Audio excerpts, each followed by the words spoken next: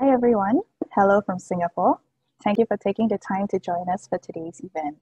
My name is Jody from SGInnovate, and we are very happy to bring the next installment of our Future of Food series together with the Embassy of the Kingdom of the Netherlands in Singapore, as well as the Netherlands Innovation Network. For those of you who may be more new to us at SGInnovate, we are a government-owned organization in Singapore with the mission to build deep tech innovations from Singapore for the world. We invest in and help build deep tech startups in the fields of artificial intelligence, medtech, quantum tech, and autonomous vehicles, to name a few. We also work together with entrepreneurial scientists and clinicians to help bring their innovative research from lab to market and develop tech talent and engage with a vibrant deep tech ecosystem. Part of our initiatives to strengthen the deep tech ecosystem and generate conversation and knowledge sharing is through community events such as the one we have today. Today's webinar will involve an exciting panel made up of innovative technology providers, users, and producers of recycled nutrients, who will talk more about future of food and nutrient recycling and ways in which we can help to close the loop and move towards a circular economy. During the webinar, please also feel free to submit your questions into our Q&A section on the bottom bar of the window. Without further ado, I'll now like to pass the time over to our event partner, Barbara, from the Embassy for a few words. Barbara, please. Thank you, Jody.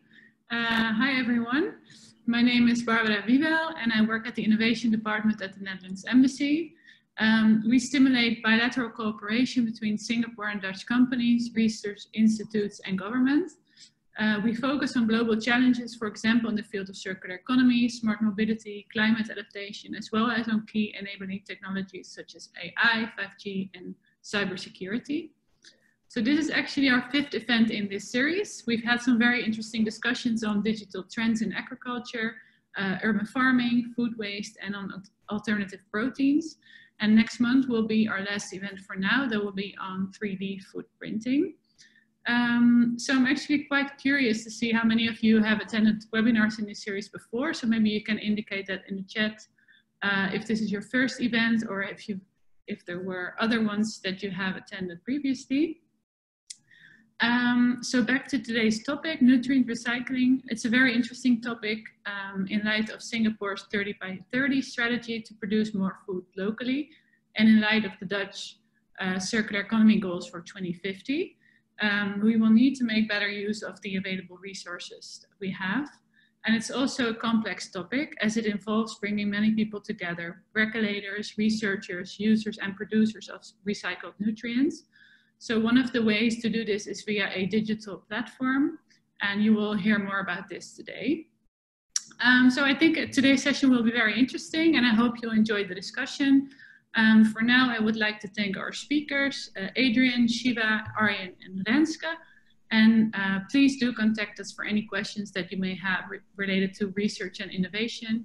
And I will now hand over to our wonderful moderator of today, Mr. Adam Lai. Adam, the floor is yours. Thank you, Barbara. Thank you, Jody, for giving me this opportunity to chat with such interesting people. And I hope we can have a conversation today. It is indeed a very relevant and interesting topic. For me in particular, I'm Adam Lyle. I'm a co-founder of a company here in Singapore called Padang & Co. We describe ourselves as an innovation catalyst. So Shiva and I have got a lot of things in common. Our focus areas food and agri, smart cities, and digital health.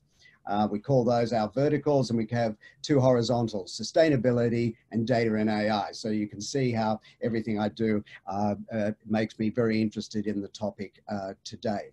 And of course, as we heard, Singapore's 30-30 strategy is something that's exciting a lot of people and focusing attention on food.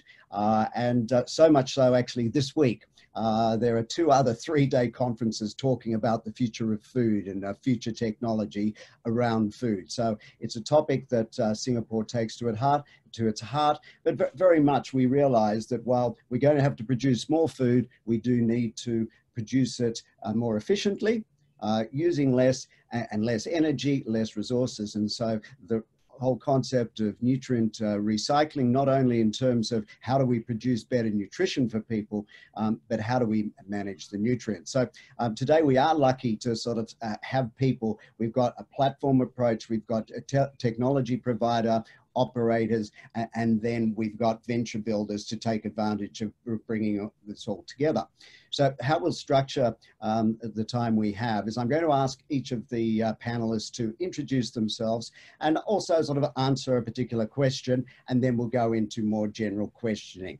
So with that, Renske Verhulst is the Executive Director of the Nutrient Platform in the Netherlands.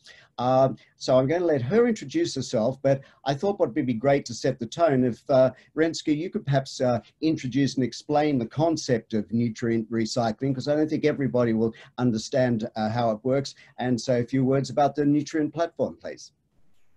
Yes, sure. Thank you, Adam. Yeah, so I'm Renske. I'm in the board of the Nutrient Platform. I have a background more in chemistry and industrial ecology, so more focused on sustainability in general.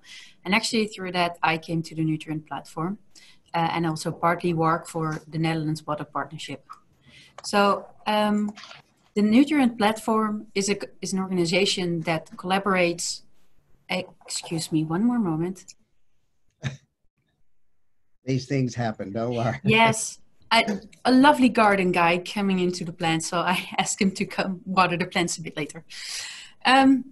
So the Nutrient Platform, it is an organization founded in 2010, 2011 by a group of people that said like, okay, in the Netherlands we have too much phosphorus in the water. We want to improve our water quality, but phosphorus is also very like an important resource. So maybe we can recover it and bring it to places where there's a shortage of it.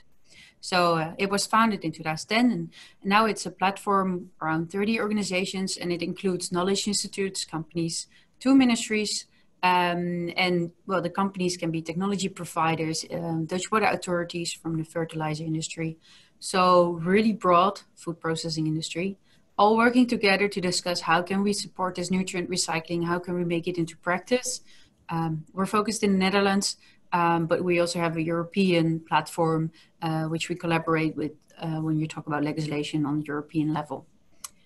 I can talk hours on this, but I think I should keep it short. So maybe the headline on nutrient recycling, 101 nutrient recycling.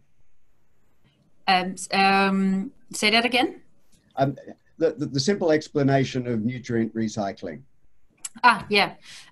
So trying to get phosphorus and nitrogen from wastewater and make it a fertilizer again and bring it back to agriculture, or reuse specific side streams from fruit production back into the soil. Mostly the focus on getting these nutrients back into the loop and not losing them through wastewater or burning streams and losing the phosphorus in it. Okay, great. Okay, I'll now go to you, Arjen. Arjen van Nieuwenhuizen is the CTO of the Renewable Energy, Water and Resources at Windeveen and Bos in the Netherlands. Arjen has got a close association and is often a visitor to Singapore, although pre-COVID, I guess, but hoping we might see you soon. Arjen has been involved with some interesting initiatives here in Singapore, the Research Singapore Consortium, project director at the Jurong Island Circularity Scan, and he's also the initiator of the water and resource refinery concept. And maybe when you introduce yourself, Arjen, you could give us a sense about that water and resource refinery concept. I think that would be really interesting for the folks to hear about. Thank you, Adam. Yeah, maybe also introduce Research Singapore shortly. As working for Windeveen and Bos, I represent as a coordinator a cooperation between Singapore and the Netherlands on resource recovery in the context of circular economy. And we are doing that with 14 companies, research institutes and governmental organizations from Singapore and the Netherlands to look for the opportunities to exchange knowledge and develop common practice on what we call circular economy solutions for the future, and they are basically based on closing the loop ideas. So the programs from Singapore, from Zero Waste Nations, Sustainable Singapore, and the Food 3030 program, they are incorporated also in the concept of a circular economy in the Netherlands in a certain way. And with these 14 partners, we are developing research and development, but also implementation of technologies in the Netherlands, but also in Singapore. And we have a good connection already also working with this embassy here in Singapore, doing that for the last 2 years, and we will finalize this program hopefully next year at the Singapore International Water Week 2021. We hope to do that this summer already, but unfortunately due to COVID it was not possible. Shortly on the resource and water refinery, this is a concept we developed with 4 of the partners within the research and some others, water boards also in the Netherlands, based on the concept that Renske just announced. We are not treating used water anymore and breaking down components and producing greenhouse gases. No, we are extracting these resources from the water, which we are not calling pollutants anymore, and concentrating them to be fit for further up processing for fertilizer industries, for example, or directly into food systems. And at the same time, we produce very, very clean water that can be used for irrigation, for example. So if you want to know more about that concept, we are proposing also cooperations in Singapore at the Eureka Global Stars initiatives, for example. So the concept will also be looked into for this cooperation, and would be happy to connect also to Sembcorp about this. So Adrian, maybe we should look into the opportunities there. Okay, well, that'll be a good segue in a second for Adrian, but I'm just going to go to you, Shiva Susala, who's the founder and director of Re-Energy Ventures, a venture builder here in Singapore. And I guess, Shiva, after you introduce yourself, maybe we've got a number of terms sort of building up here: circular economy, nutrient recycling. Maybe give us your sense of how they sort of meld together. Just to sort of help push the conversation along. Over to you, Shiva. Thank you so much, Adam. Good afternoon, everyone. It's wonderful to be here, and I'm honored to be part of this panel. Thank you so much for inviting me. Like Adam said, I run Renergy. You can see the name here. Renergy is a venture studio based out of Singapore. We build next generation startups that collectively make our food systems more circular. So we're a circular economy venture studio for food. That's what we do. We have right now 4 startups, one focused on insect protein to replace some linearities in the animal protein industry, and also address food consumption linearities in cities. So it brings and connects those 2 linear situations into sort of a circularity there. We have a plant platform where we are, it's called Urban Tiller. We are farm to table with minimal zero waste food losses along the supply chain.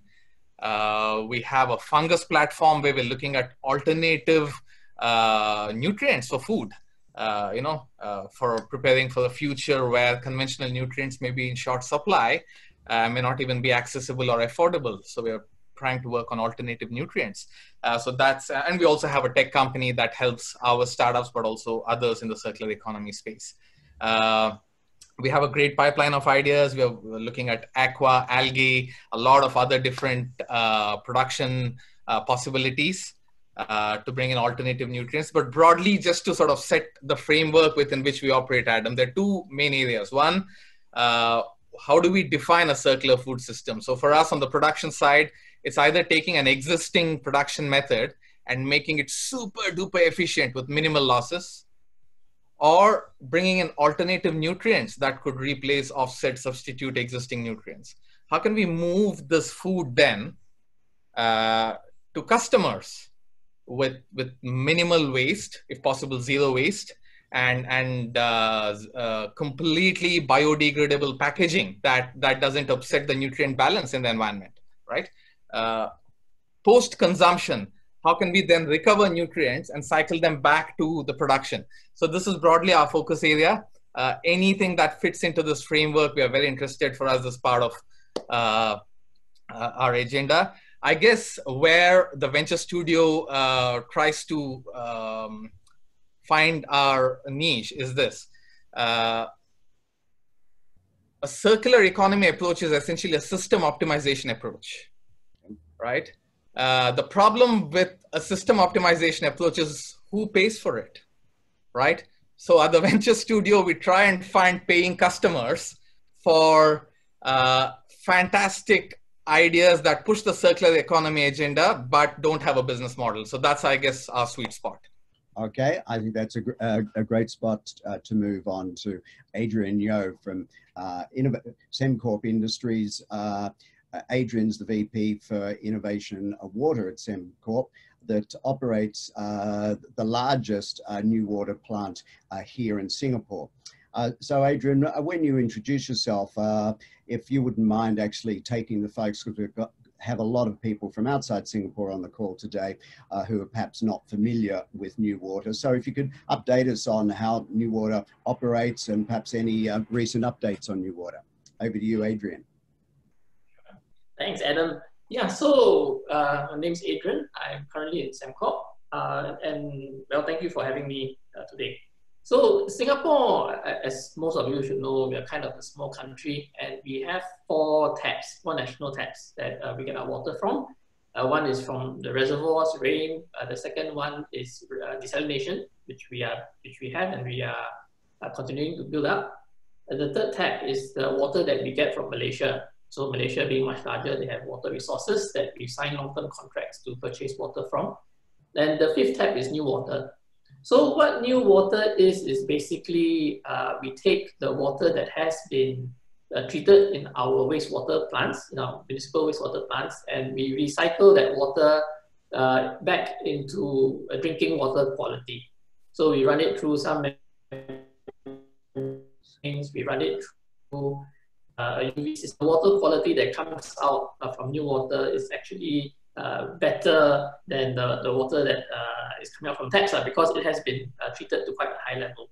So currently there are 5 New Water plants in Singapore. Sembcorp operates currently the largest one, but I think they're building an even bigger one down the road.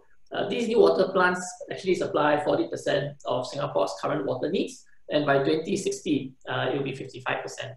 So the way Singapore looks at New Water is really that it is something that is in a sense, a renewable resource, because we take what we have used and we kind of reuse it so that we have a stable water supply. So recently, about 3-4 years ago, there was a prolonged period where there was no rain, and that was when the New Water facility started to crank up, and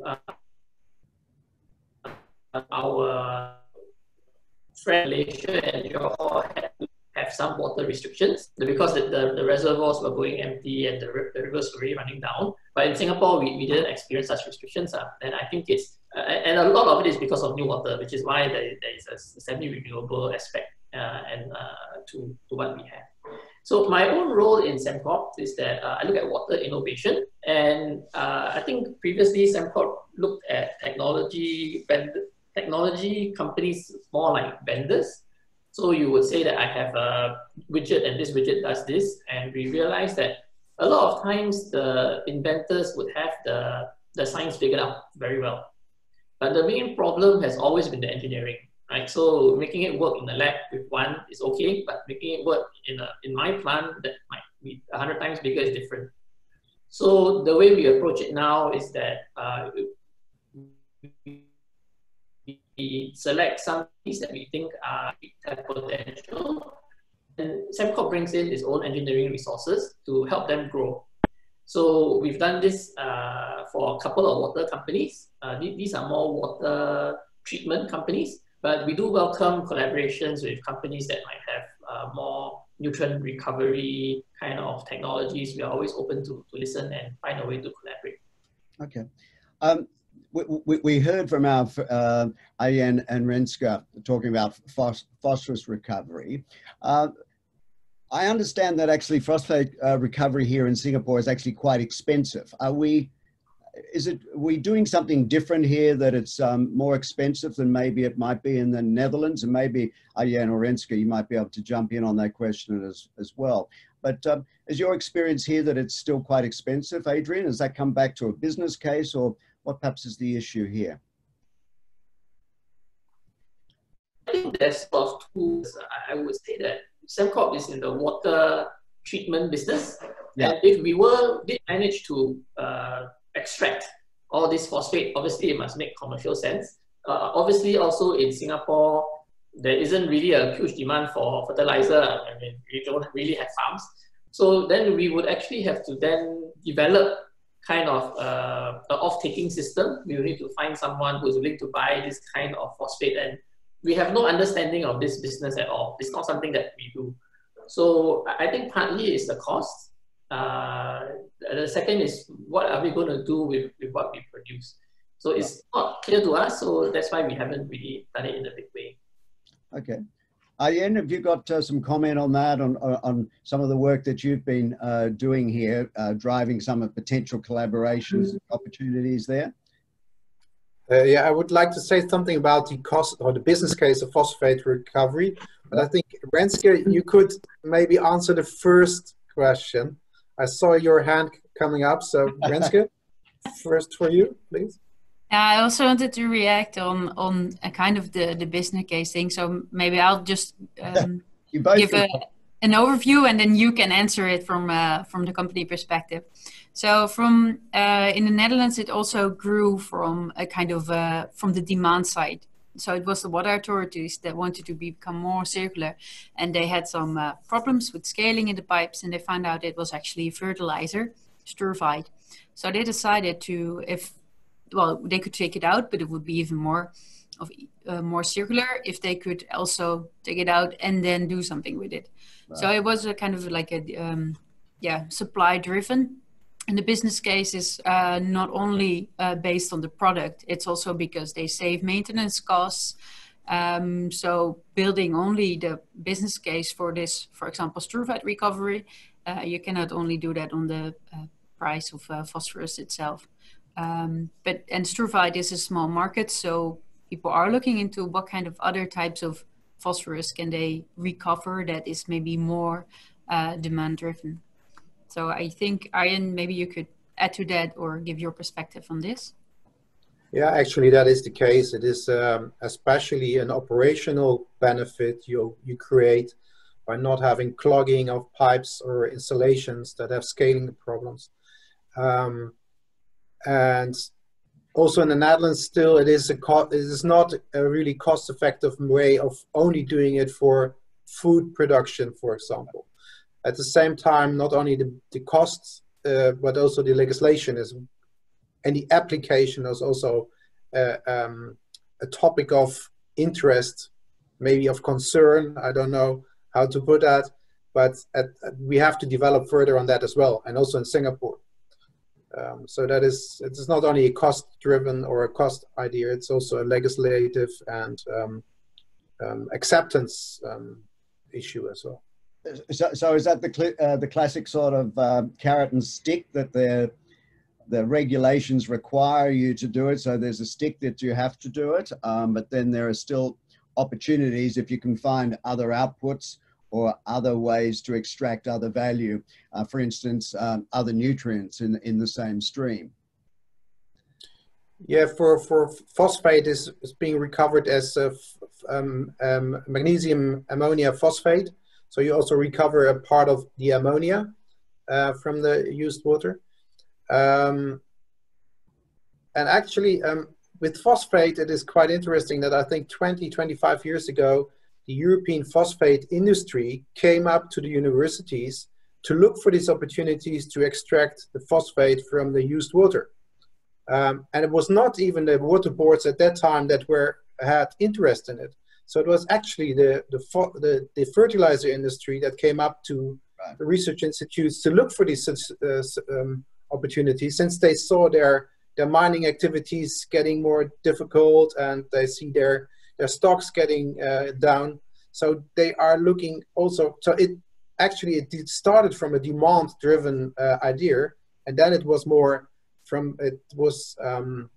encouraged by the water boards due to the operational issues as well. And so there is actually a business case, maybe not today, but maybe in 10 years, and at least at the longer run in time. So it's a long game, but the demand side, and I think that's really important, but what we always think was the reason for doing something, that the actual sort of demand came from somewhere else. Perhaps to you, Shiva, because you're focusing very much on kind of human-centered design type activities.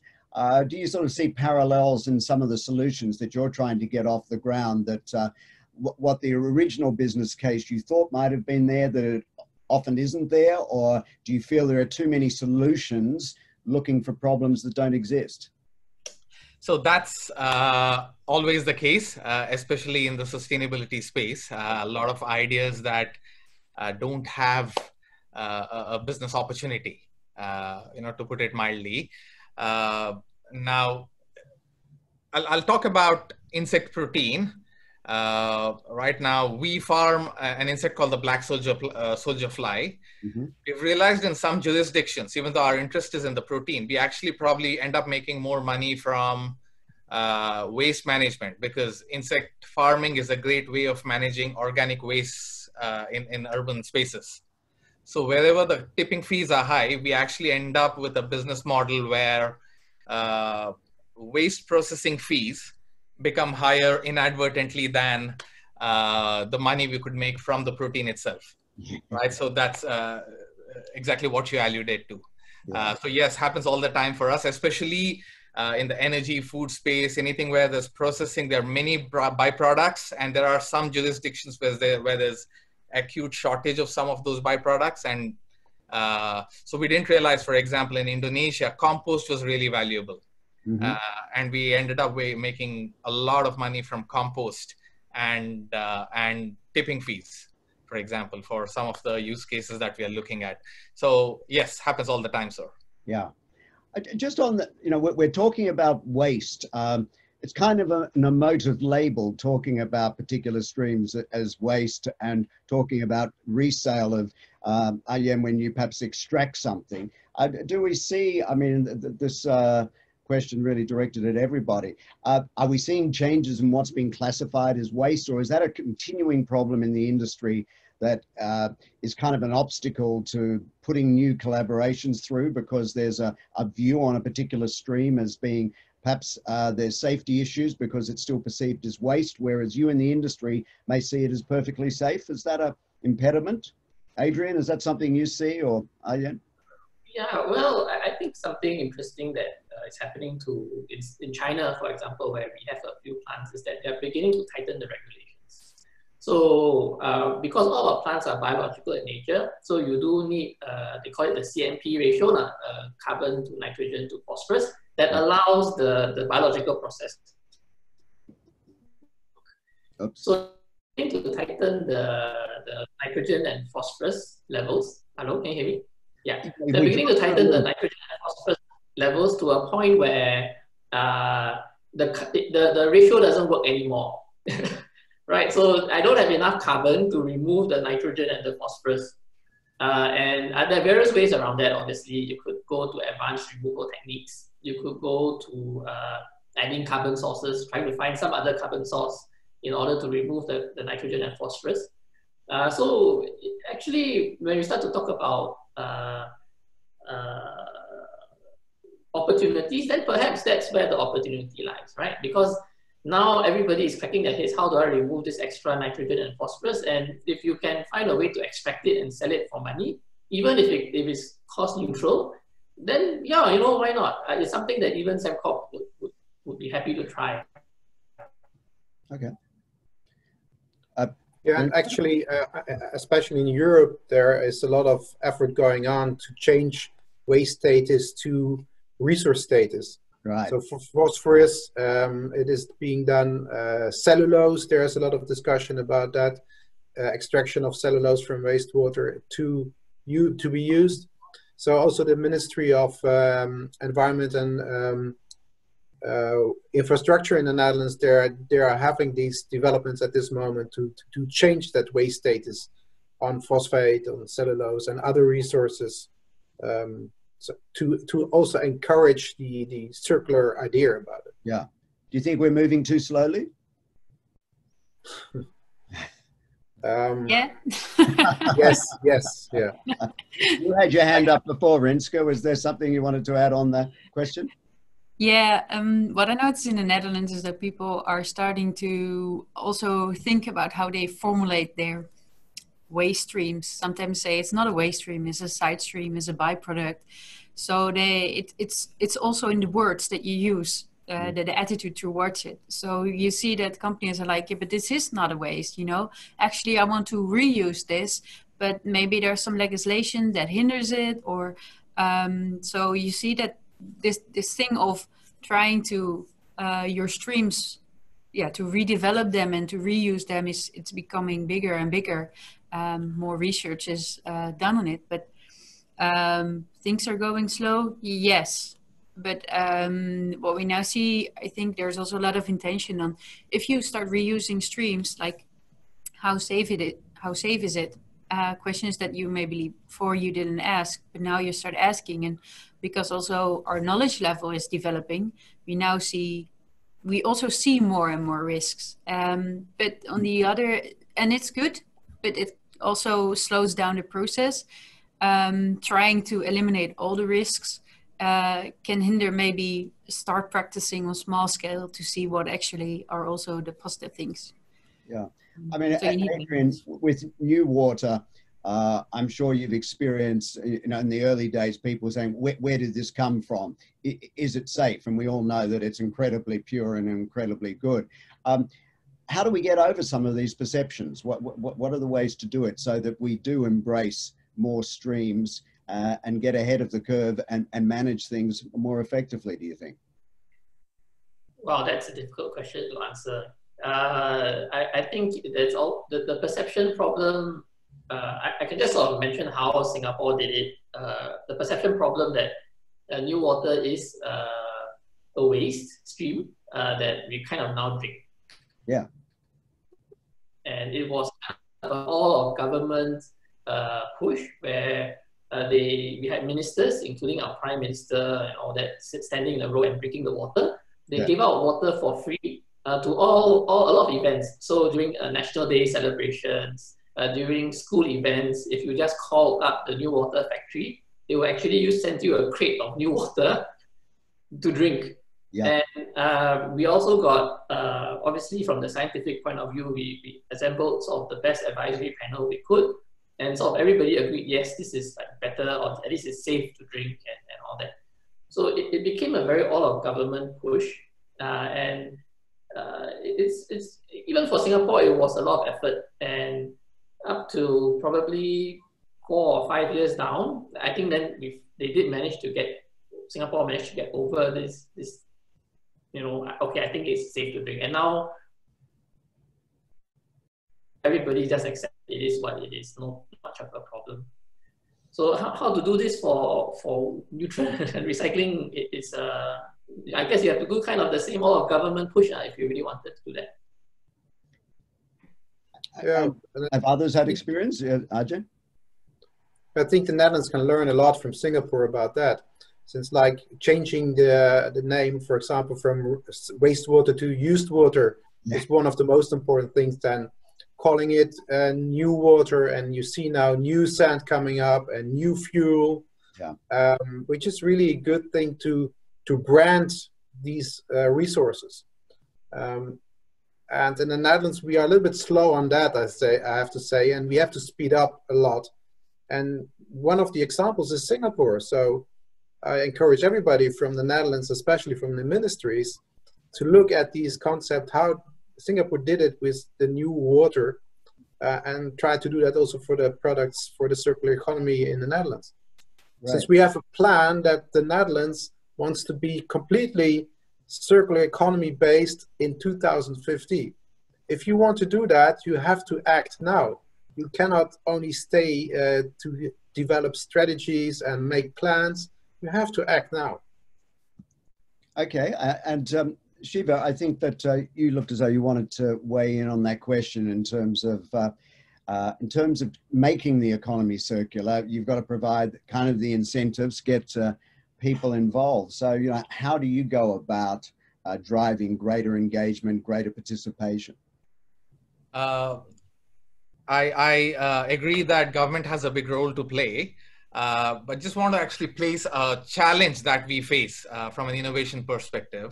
Now, what we've realized, I mean, travel extensively outside of Singapore, I won't name any country, but in the region, broadly, we've noticed that policies are still evolving on waste management. And by and large, policymakers, governments, regulators are supportive as long as it's going to lead to new economic activity and so on.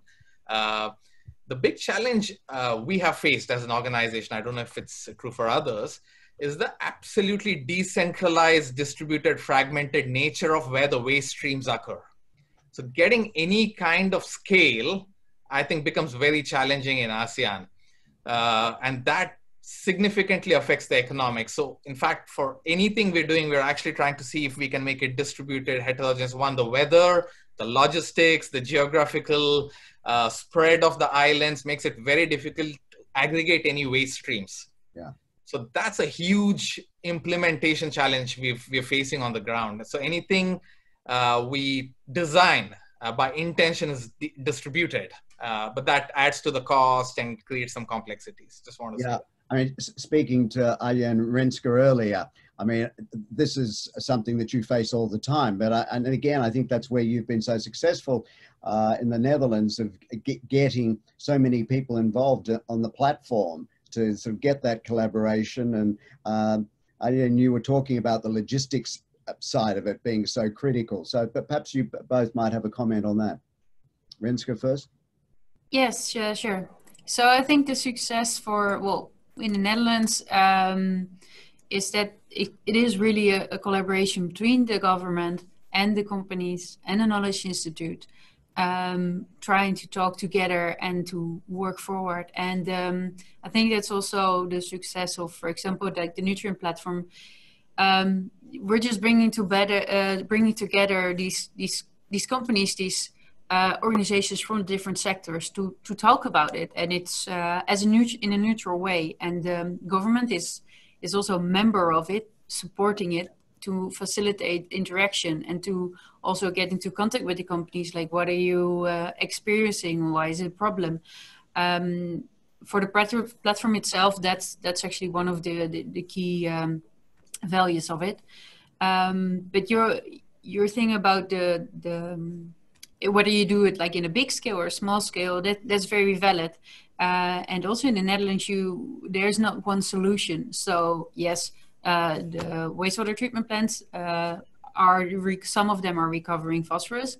Some of them, they're burning the sludge, looking at sludge, and then see if they can recover it from ash.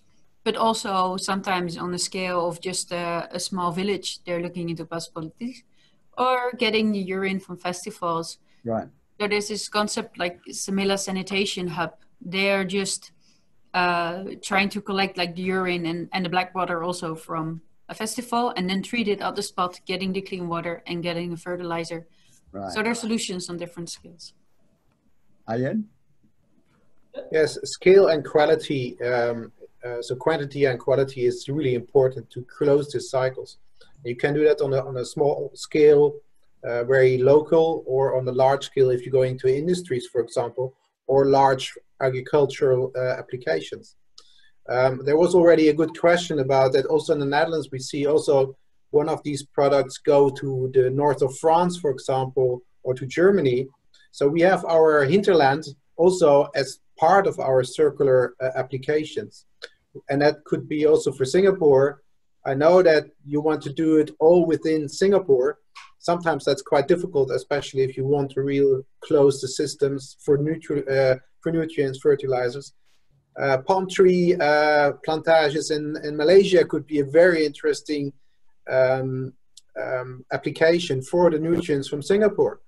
I know that you don't want to make too much connections with other countries, but sometimes you also have to look very large to make successful circular solutions.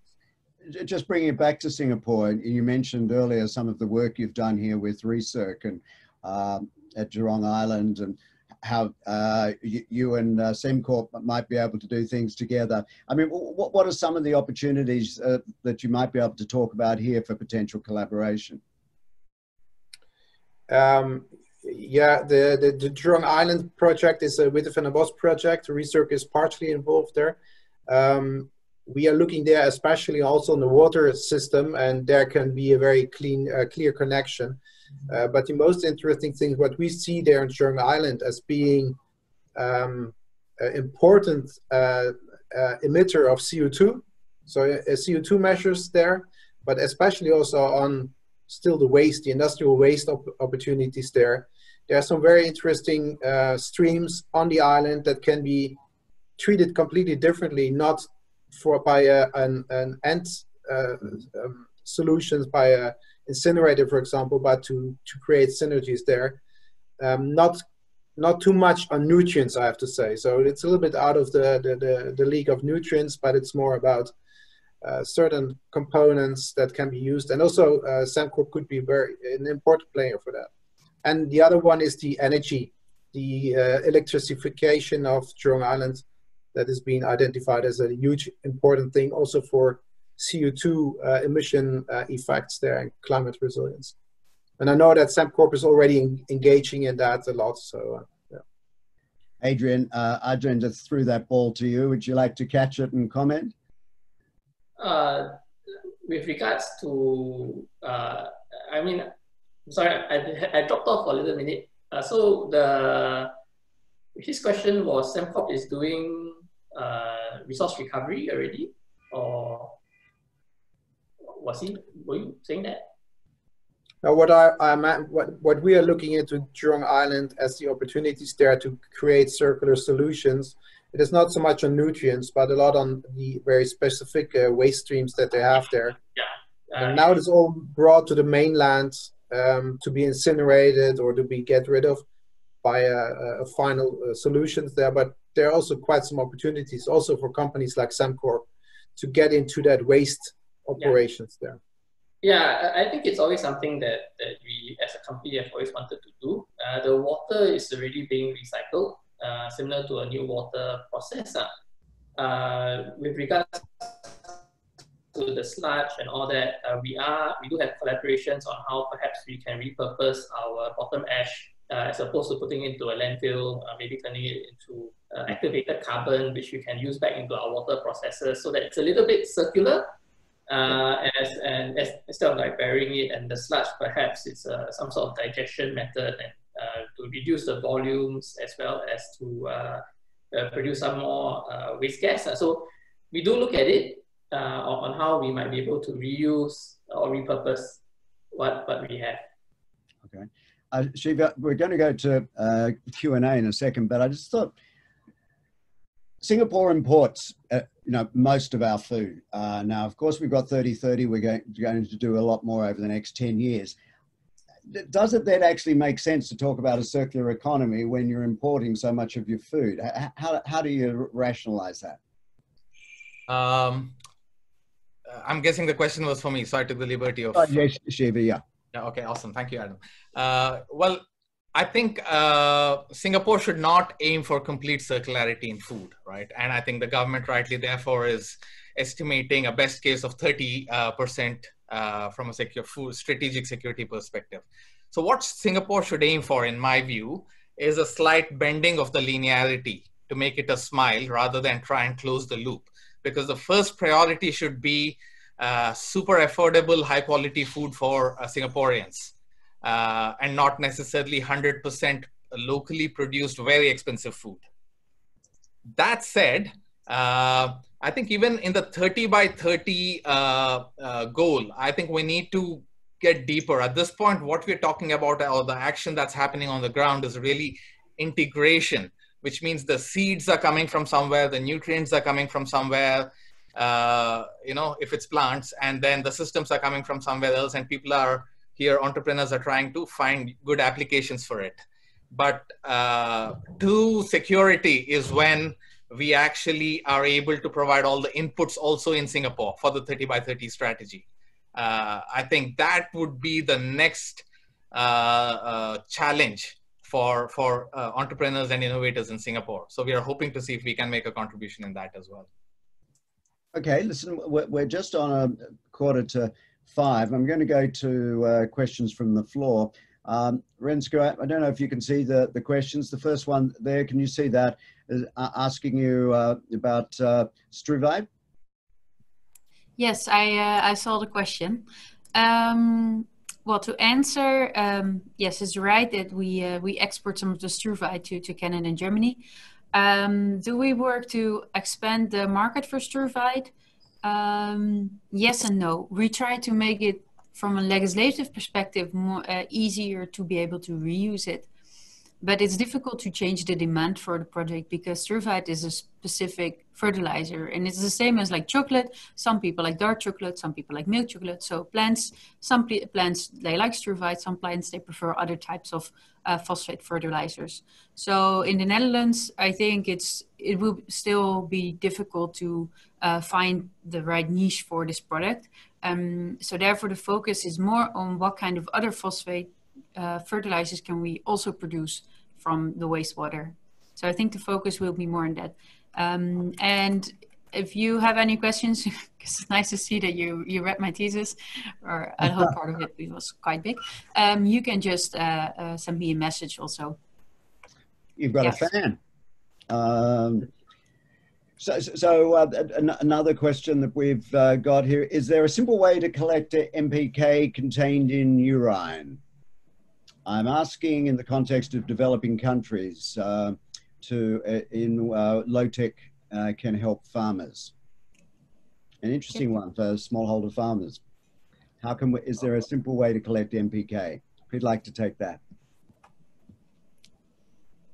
Potassium is more useful than magnesium, so I understand the question. Also, we see a lot of demand in developing countries here from sludge and used water. The potassium is not really easy. That is sometimes a limiting factor. So magnesium, nitrogen, phosphate is much easier to do. I've not seen a really easy solution for that at this moment. So not a low-tech technology doing that. But we also see that also in developing countries, you see higher technology coming up and closing this loop. So don't be afraid sometimes to use higher technology on a centralized spot. If you want to do it really in the outbacks, that is difficult. But if you do it in an urban area in the developing countries, it's also possible. Not to mention the challenges of aggregating sufficient urine streams to be able to process them. That's very tricky. Yeah. Though I certainly know the World Toilet Organization here that I work with is very keen to look for technology, because how can you capture urine? It's one of those topics that people sort of blush a little bit when you talk about it sometimes, but there's a lot of volume out of there, but how do you aggregate? So I think that's a fascinating one. We've seen various solutions over the years of people trying to create attachments to collection devices, whether they be toilets or otherwise. Now, there's a more general question which I'll go to on the sense of, are we just fixing at the edges or playing fixes at the edges? Are there more systemic solutions that we as solution providers should be doing? You know, circular economy is a wonderful concept, but there's a concern that will mask the bigger issues. What role as solution providers can play to ensure a wider systemic change? And I think it's a good question. And also one of the things we are often trying to, after the fact, convert something, as opposed to building systems from the ground up that have worked out how we can use all streams in the process. So just from a systemic view, does anyone like to have an answer to that question?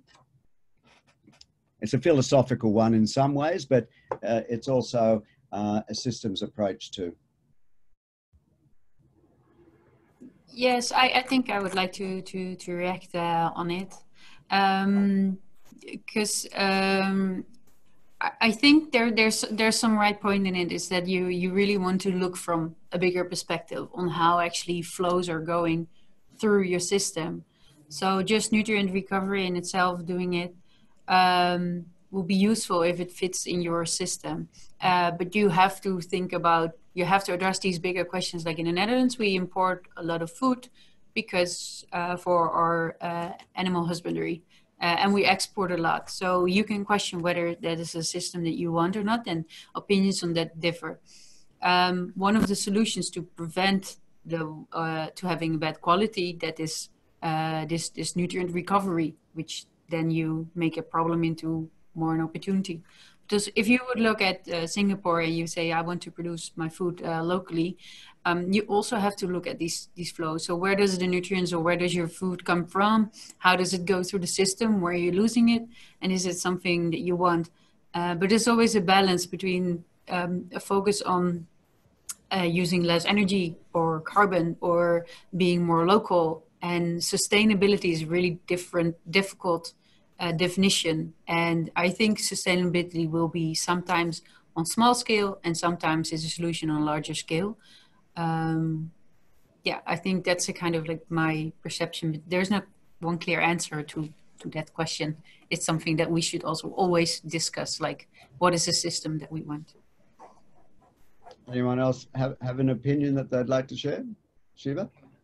Yeah, well, so in a perfectly utopian ideal world, we want to have 7.5, 8, 9 billion people, whatever that population is, eating perfectly organically grown, zero input farm or permaculture grown food.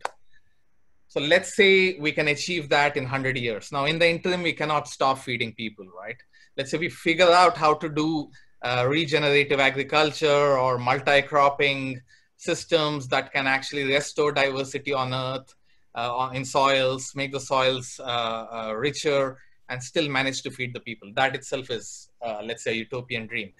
Assuming we can get that 50, 80, 100 years later, what do we do in the interim? We have to work with the system we have, right? And I think nutrient recovery and circular economy is an absolutely critical part of that bridge solution to ensure that we make marginal progress towards that ultimate goal, I think.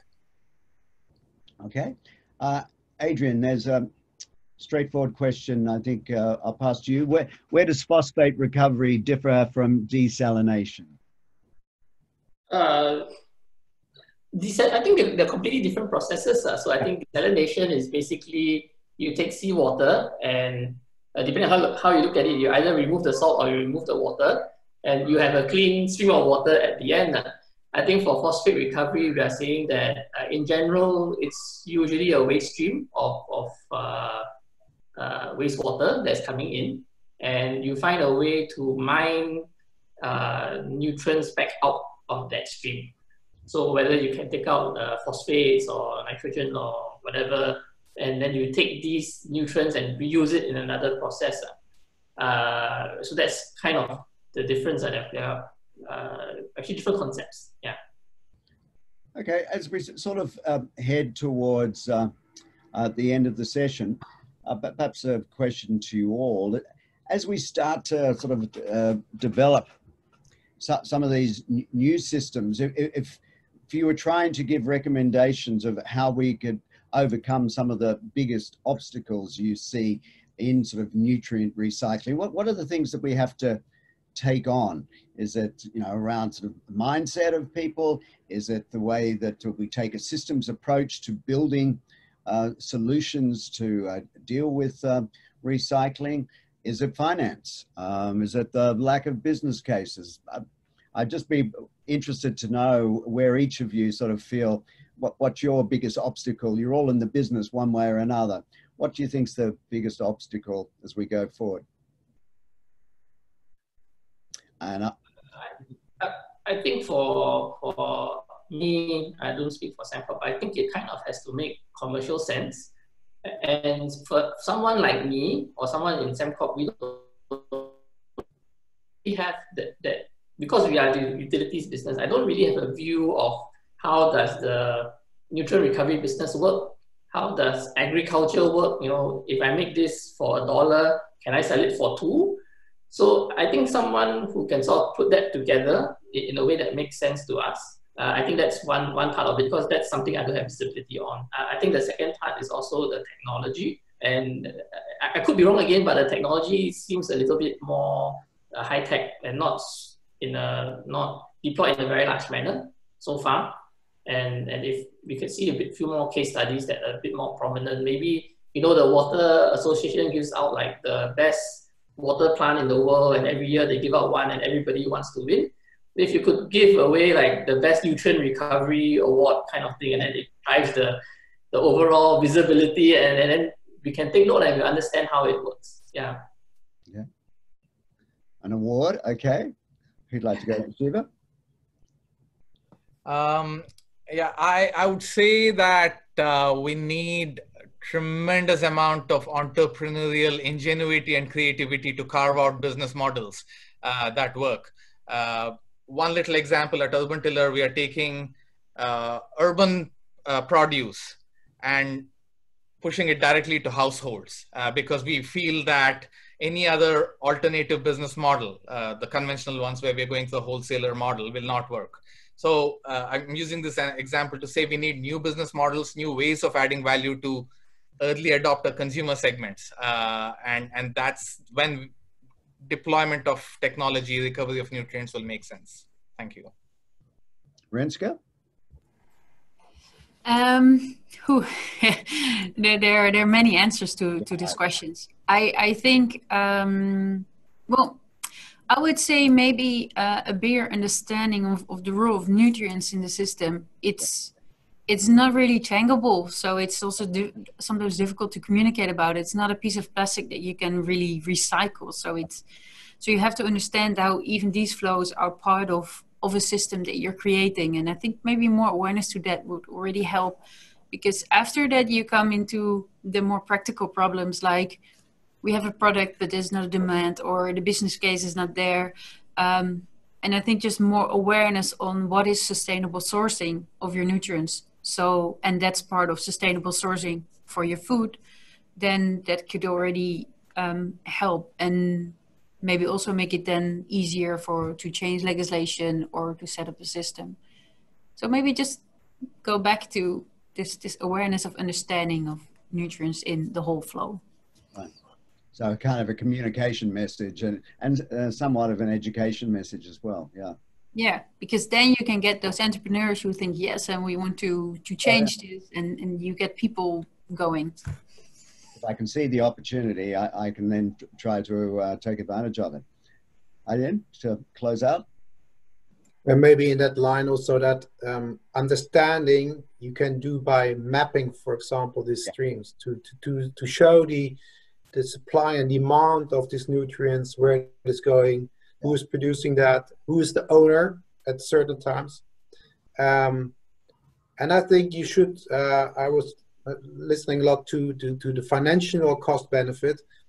Maybe you should look also to the social cost benefit. So make it a little bit larger in the business case, that not only the financial topics are there, but also the social economics are there.